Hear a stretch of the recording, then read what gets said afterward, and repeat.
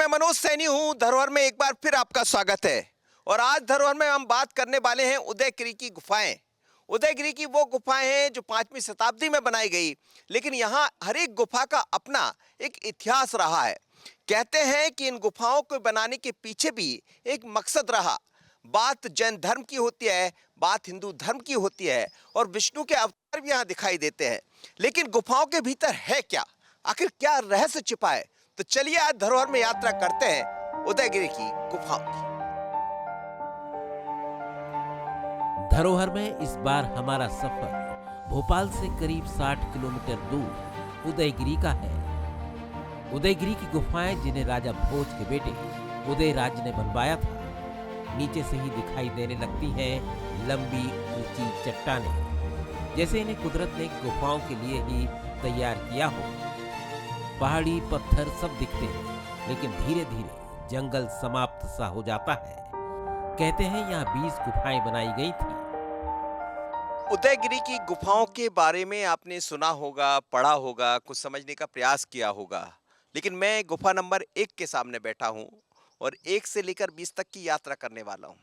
कहते हैं कि 20 गुफा तक जब आप पहुँचेंगे तो हर एक गुफा की अपनी एक कहानी है। और ऐसा कहा जाता है भगवान विष्णु का रूप भी आपको देखने को मिलेगा, शिव के रूप भी देखने को मिलेंगे, महिषासुर मर्दिनी भी यहाँ देखने को मिलेगी। और जब धर्मों की बात होती है तो हिंदुत्व यानी हिंदू और जैन दोनों के बारे में यहाँ कहा जाता है।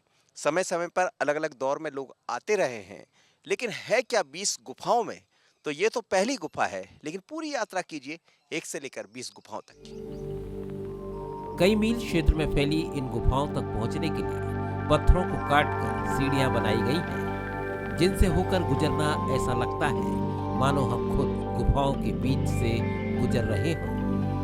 पहली गुफा के बाद जैसे ही ऊपर की तरफ जाते हैं तो काफ़ी सीढ़ियां चढ़नी पड़ती है। और आप देखिए कि सपाट रास्ता बना है, कुछ बीच बीच में सीढ़ियां आ जाती है। मैं भी प्रयास कर रहा हूँ, क्योंकि पहाड़ी क्षेत्र है ये पूरा। कहते हैं कि पहले पूरा पहाड़ी क्षेत्र रहा करता था, जंगल होते थे। धीरे धीरे कर कर कुछ जंगल जरूर कम है, लेकिन बहुत सीधी सीढ़ियाँ। और वैसे भी कहा जाता है कि जब किसी पर्यटन स्थल पर जाना है, उसका आनंद लेना है, तो थोड़ी मेहनत तो करना ही पड़ेगा। देखिए आप सीढ़ियाँ किस तरह की बनी हुई है।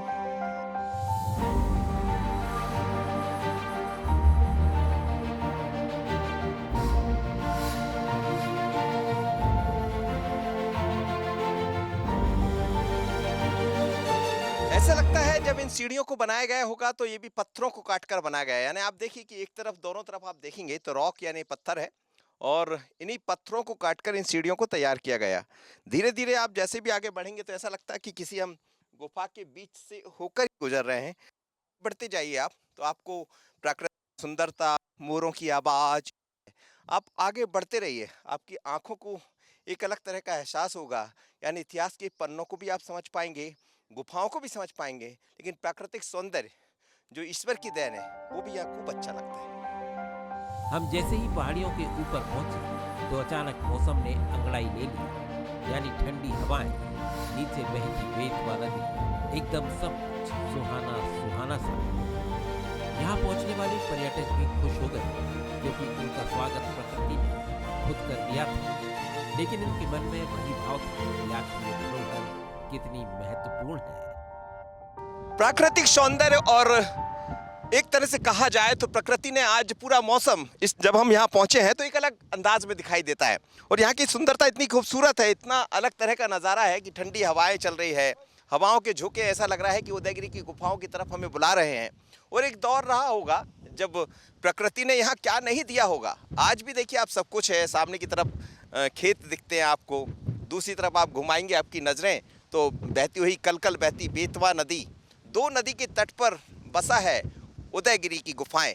और देखिए जैसे जैसे आप, मेरे सहयोगी आशीष जब कैमरे को घुमाएंगे तो आपको लगेगा बस घूमते रहिए, देखते रहिए। और हम नहीं, यहाँ तो देखने वाले भी देखते रहते हैं। देखिए आप कितना सुंदर नज़ारा है, पूरी प्रकृति इस समय। ऐसा लगता है कि देखिए मोर बैठे हुए, भागते हुए मोर आपको दिख जाएंगे, बहुत खूबसूरत।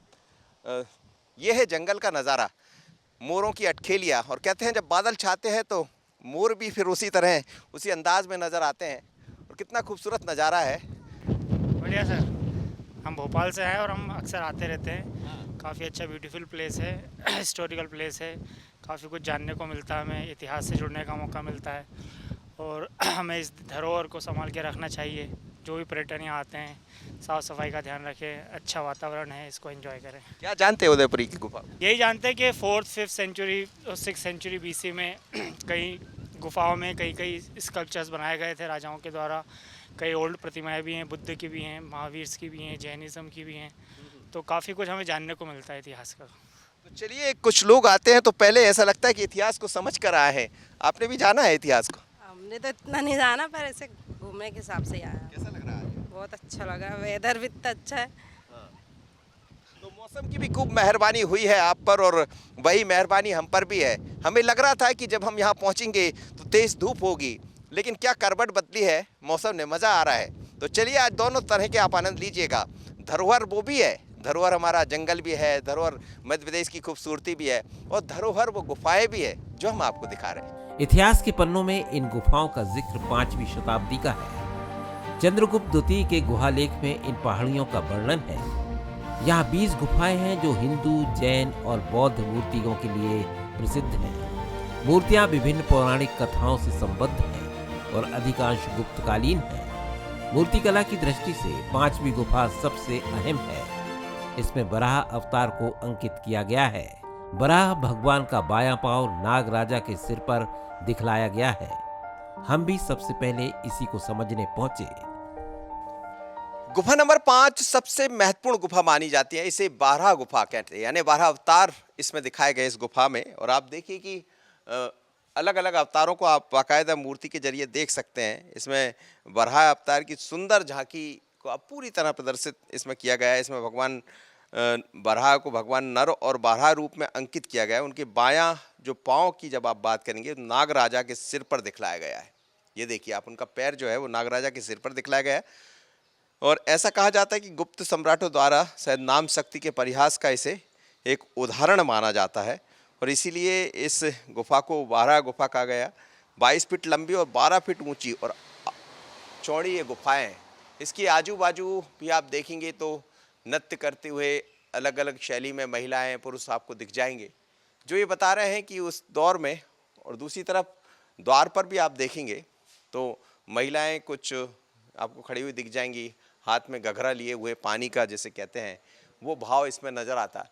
लेकिन पूरी शिला को किस तरह काटा गया होगा, कितनी खूबसूरती के साथ इन छोटी छोटी प्रतिमाओं को बनाया गया होगा, इसमें आसानी से देखा जा सकता। लेकिन 12 अवतार की जो प्रतिमा है, भगवान विष्णु शेष सैया पर, और तमाम चीज़ें यहाँ दिखाई गई। लेकिन अधिकांश गुफाओं में ये नज़र आता है भगवान विष्णु के अलग अलग अवतार को इसमें ज़रूर दिखाया गया, पर 12 अवतार के बारे में आप और हम जानते हैं। ये बड़ा खास रहा है जो यहाँ नज़र आता है। यहाँ पर हर एक गुफा की अपनी कहानी है और हर गुफा में भीतर बाहर भगवान के अलग अलग रूप देखने को मिलते हैं। गुफा नंबर 6 में 2 द्वारपाल, विष्णु, महिषासुरमर्दिनी, बाहर और भीतर शिवलिंग है। ऐसा लगता है कि एक दौर में यहाँ ध्यान साधना होती होगी। गुफा नंबर 6 की तरफ जब आते हैं तो यहाँ भगवान शिव का यानी शिवलिंग भीतर की तरफ रखा हुआ है, बहुत पुराना। लेकिन आप देखिए कि दोनों द्वारपाल इसमें दिखाए गए हैं, और द्वारपाल में आप देखेंगे 2 विष्णु और 1 गणेश और महिषासुरमर्दिनी की मूर्ति यहाँ आप देख सकते हैं। द्वारपाल अलग है, लेकिन एक तरफ भगवान गणेश विराजे हैं और दूसरी तरफ बाजू में आप देखेंगे तो महिषासुरमर्दिनी की तस्वीर भी आपको जब जैसे ही आप इस तरफ आएंगे तो वो भी दिखाई देगी, लेकिन भगवान विष्णु का रूप भी यहाँ दिखाई देता है। और ये देखिए आप, कितना खूबसूरत तरीके से इसको तैयार किया गया है।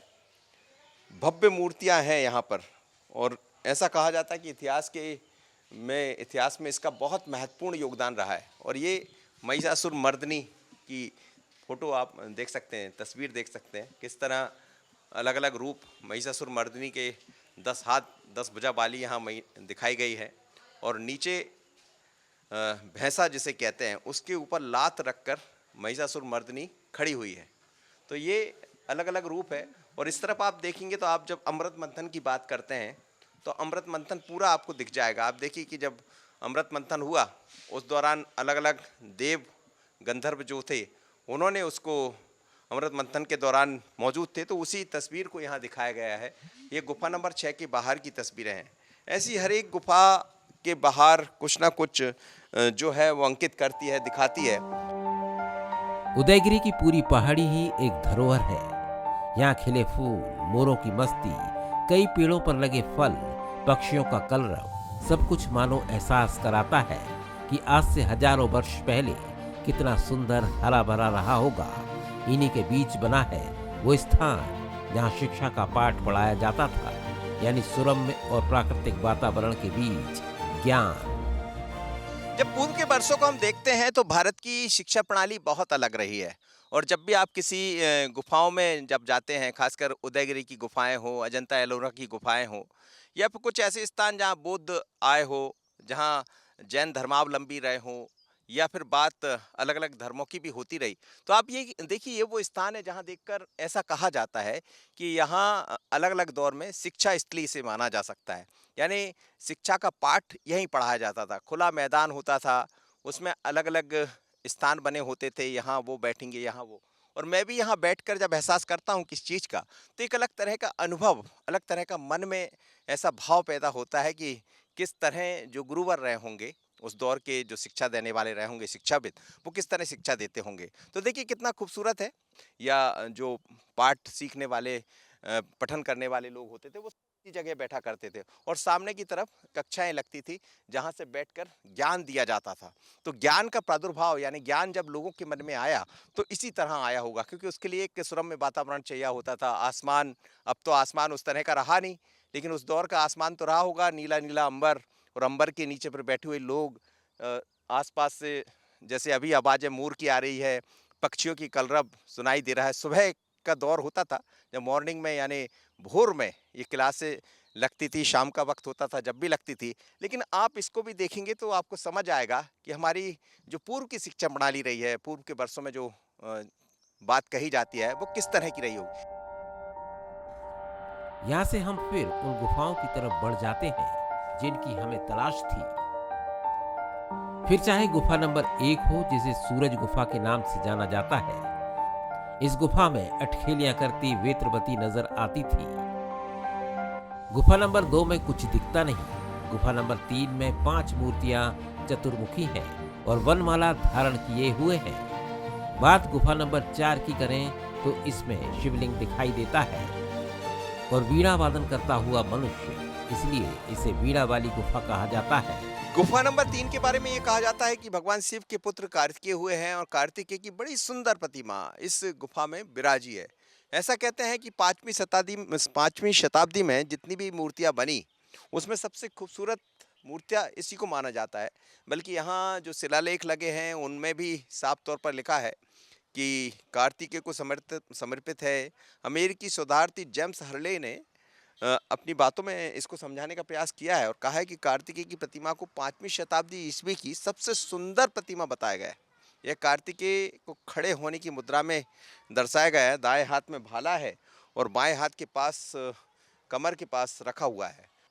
आप जब देखेंगे तो आपको नज़र आएगा कि शिव की प्रतिमा है, यहाँ शिवलिंग अंदर भीतर की तरफ बैठे हैं इस गुफा में, और दूसरी तरफ प्रवेश द्वार पर आप मनुष्य बीड़ा लेकर खड़ा है, इसलिए इसको बीड़ा वाली गुफा कहते हैं। हालांकि अब तस्वीरें दिखाई नहीं देती है कि किस तरह रहेंगी, लेकिन इतिहास के पन्नों में तो यही दर्ज है कि इसे बीड़ा वाली गुफा कहा जाता है।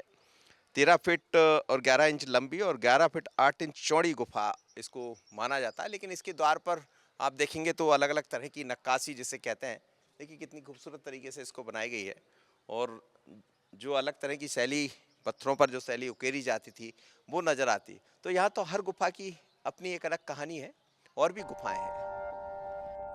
गुफा 7, 8, 9, 10 और 11 के बारे में कहा जाता है कि यहाँ भी अलग अलग देवताओं, भगवानों की कृतियां थी, लेकिन हजारों वर्ष बाद अब कुछ निशान ही शेष रह गए हैं।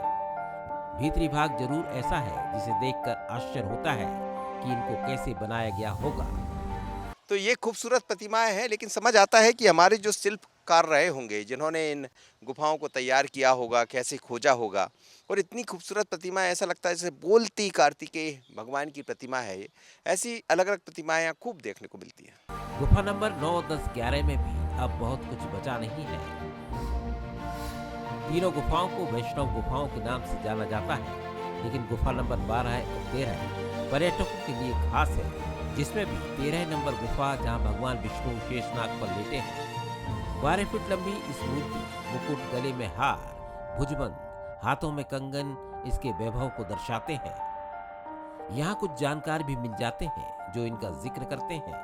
गुफा नंबर 12 की तरफ आते हैं तो यहाँ भी विष्णु का अवतार ही दिखाई देता। इन गुफाओं में अब बहुत वैसा तो नहीं दिखता है, लेकिन भीतर की तरफ आप देखेंगे तो आप देखिए कि विष्णु का रूप यहाँ देख सकते हैं आप। भीतर जैसे ही आप आशीष दिखाएंगे इस जाली में से, क्योंकि ताले लगे हुए हैं सब जगह, तो आप देखेंगे तो यहाँ ऐसा कहा जाता है कि ये गुफा एक आले की तरह दिखाई देती है।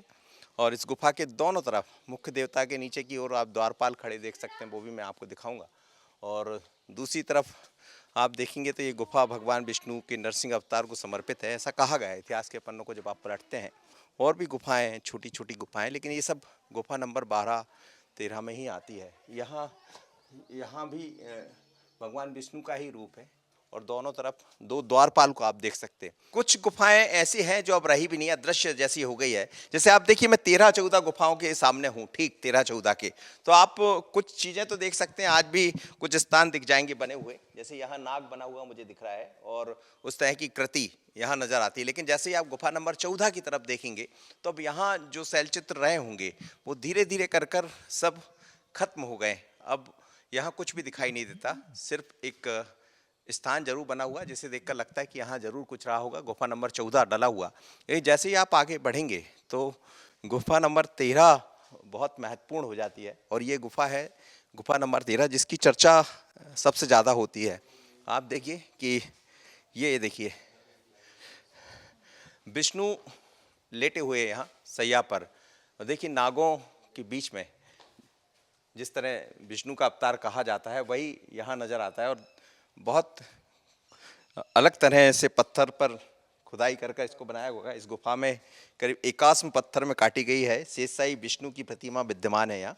भगवान विष्णु को शेषनाग के ऊपर लेटे हुए दर्शाया गया है और इसीलिए लोग यहाँ देखने पहुँचते हैं। लेकिन किस तरह, आप लोग कहाँ से आए सर? हम लोग ग्वालियर से आए हैं एक्चुअली। अच्छा जी। तो क्या कैसे आना हुआ यहाँ? हम लोग ये उदयगिरी की जो सांची स्तूप इन्हीं को देखने के लिए आए थे एक्चुअली। तो क्या देखा?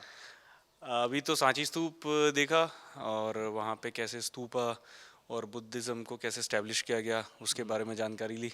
फिर हम लोग यहाँ आए। हम लोग प्री हिस्टोरिक मॉन्यूमेंट्स को देखने में बहुत ही दिलचस्पी होती है हम दोनों को ही।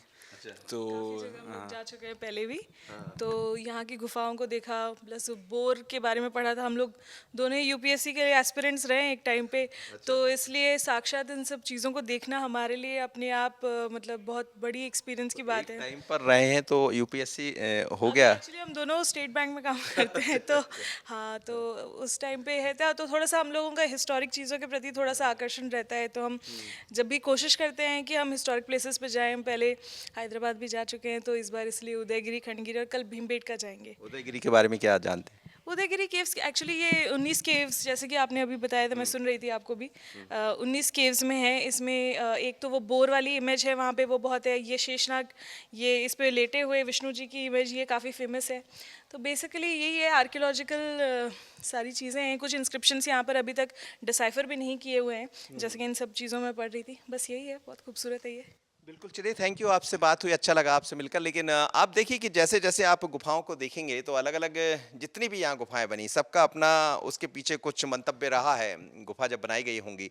और लेकिन विष्णु का अवतार, विष्णु शेषनाग पर लेटे हुए, ये अपने आप में अद्भुत गुफा है। और किस तरह पत्थरों को काट कर, क्योंकि उस दौर में तो बहुत जंगल रहा होगा, तो वो सब यहाँ नज़र आता है। लेकिन ये गुफा नंबर 13 है, अभी तो और भी गुफाएं। तो यात्रा कीजिए मेरे साथ धरोहर में अन्य गुफाओं की। उदयगिरी में कुछ और भी गुफाएं रही हैं, लेकिन काल के प्रभाव में इन्हें सिर्फ एहसास किया जा सकता है। अच्छी बात यह है कि युवा पीढ़ी हमारी धरोहर को समझना चाहती है, इनके वैभव और इतिहास को जानना चाहती है। इन्हीं में से कुछ से बात करके हमें अच्छा लगता है। दरअसल उदयगिरी की जब बातें होती है तो फिर इतिहास को पढ़ना पड़ेगा, इतिहास को समझना पड़ेगा कि कौन सी शताब्दी में ये बनाई गई, कब कौन आया था। लेकिन आज की युवा पीढ़ी बड़ी अलग है और वो इन चीज़ों को समझ भी रही है। आप देखिए मेरे साथ दो युवा इस समय खड़े हैं। क्या देखा आप लोग ने?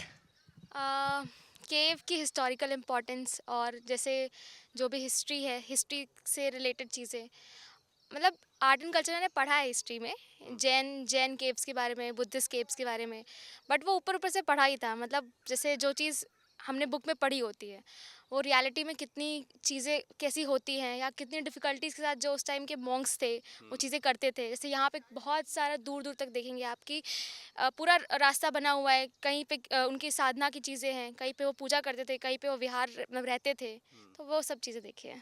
क्या करती हैं आप? मैं यूपीएससी एस्पिरेंट हूँ। अच्छा, जी। तो और क्या जानती हैं इन गुफाओं के बारे में? इन गुफाओं के बारे में मैं ये जानती हूँ कि दो टाइप्स की होती हैं। एक जहाँ जिसमें मॉन्क्स जो है वो पूजा करते हैं, और एक में जहाँ विहार मतलब जहाँ वो रहते हैं। तो दो टाइप की गुफाएं होती है, और हिस्टोरिकली इतना ही पता है मुझे। सब्जेक्ट हिस्ट्री है? नहीं, सब्जेक्ट हिस्ट्री नहीं है, सब्जेक्ट साइंस है। आप क्या समझ रहे हैं, क्या देख रहे हैं? जो यहाँ का नेचर दोनों दोस्त हैं आप लोग? हाँ, जी। जो यहाँ का सीनिक व्यू है वो काफ़ी, यहाँ पे नेचुरल जो प्रेजेंस है वो बहुत ही प्यारा है यहाँ तो। और जिस हिसाब से ये रास्ता, the way of going and coming, यहाँ का जो रास्ता है, पीछे ये नदी है, पानी का भी उनका सोर्स है, खाने पीने का भी सोर्स है, सब है। और जिस हिसाब से वो लोग का जो एक प्रैग्मेटिक उनका जो लोकेशन है वो अद्भुत है। मतलब किस हिसाब से वो लोग बसे हैं, किस हिसाब से रहे हैं। उस टाइम ना साइंस था ना किसी चीज़ का एक्सप्लोरेशन था, फिर भी जितनी अद्भुत तरीके से, जितनी अच्छी तरीके से वो लोग बसे हैं, दैट्स आपने वेरी क्या पढ़ा उदयगिरी की गुफाओं के बारे में? देखिए, बस पढ़ा था, लेकिन जब आके यहाँ पे देखा तो पढ़ा का पढ़ा रह गया। इतना प्यारा है, जो किताब है उससे ज़्यादा अच्छा यहाँ आके विजिट करने पे लगता है कि यहाँ पे क्या है, कैसे। जैसे नीचे पे देखा, जैन के ये जो केव है वो जैन को रिप्रेजेंट करता है। पार्श्वनाथ जी ये जो जैन के तीर्थंकर हैं, वो उनके नाम, उनके यहाँ पे डिस्क्रिप्शन मिला है। और यहाँ जो प्रोटेक्टेड मॉन्यूमेंट है ऊपर, तो वो सबको भी बताता है इस चीज़ का कितना इम्पोर्टेंस है। मुझे खुशी मिलती है ये देखकर कि इस तरह की युवा पीढ़ी भी समझ रही है। खैर ये तो यूपीएससी की तैयारी कर रहे हैं, आप भी वही कर रहे होंगे, साथ में है तो दोनों मुझे लगता। लेकिन अच्छी बात यह है कि यदि नई पीढ़ी, युवा पीढ़ी हमारे इतिहास के पन्नों को पलटेगी, इतिहास को समझेगी, गुफाओं के बारे में समझेंगी, तो फिर निश्चित मैं ये कह सकता हूँ कि हम जिस दौर में रहे, जब हिंदुस्तान के बारे में ये कहा जाता था कि वो सोने की चिड़िया है, तो इसलिए था क्योंकि लोग तो अब खोज कर रहे हैं। हमारे लोग तो बहुत पहले खोज कर कर बाकायदा चित्र बनाकर दीवारों पर बता गए हैं कि हमने क्या किया था। चलिए आगे दिखाते हैं आपको और क्या है। मध्य प्रदेश में कई ऐसी धरोहर हैं जो हमारी विरासत है, जिन्हें सजोना हमारी जिम्मेदारी है। मध्य प्रदेश में ऐसी तमाम धरोहर हैं जिन्हें देखकर लगता है कि हमारा इतिहास कैसा रहा होगा, हमारे यहाँ आने वाले वो लोग, भारतवर्ष के वो लोग कैसे रहे होंगे जिन्होंने कलाओं को समझा, जिन्होंने भगवान की अलग अलग अवतार को समझा। उदयगिरी की गुफाओं से भी यही सब जाहिर होता है। बहुत दिलचस्प रही मेरी ये यात्रा भी। अगली यात्रा में फिर मुलाकात होगी, लेकिन हो सकता कि इस बार उदयगिरी की गुफाओं में है, अगली बार कहीं और। तो मुझे और मेरे सहयोगी आशीष खरी को दीजिए इजाज़त। बने रहिए बंसल न्यूज़ पर। नमस्कार।